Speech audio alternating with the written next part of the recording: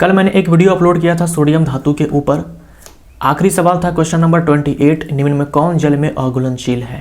मैंने आंसर दिया था डी, मैग्नीशियम हाइड्रोक्साइड, लेकिन इसका आंसर ए बी डी तीनों ही होगा।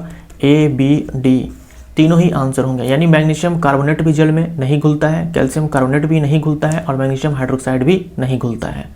ये तीनों ही जल में अघुलनशील है।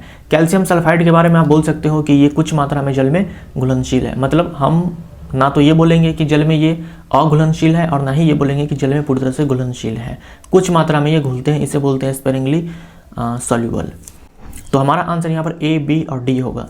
इस सवाल को मैंने खुद से सेट किया हुआ था, तो यहाँ पर टाइपिंग मिस्टेक है। मैग्नीशियम कार्बोनेट के नहीं, यहाँ पर मैग्नीशियम बाइकार्बोनेट होना चाहिए।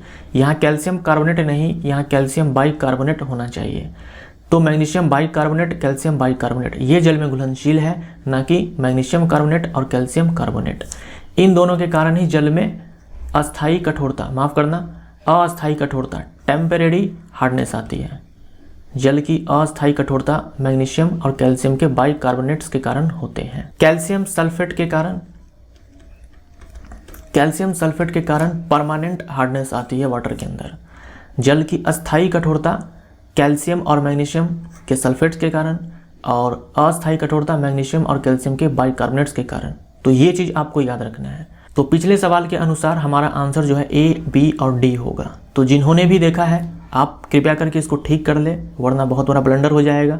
और जिन्होंने नहीं देखा है उनको ये सवाल मिलेगा ही नहीं, क्योंकि मैंने उस पार्ट को हटा दिया है वीडियो से। तो ये चीज़ आप सही कर लेना। कैल्शियम सल्फाइड और सल्फेट ये दोनों ही जल में ना तो पूरी तरह से घुलनशील है और ना ही हम ये बोल सकते हैं कि अघुलनशील है।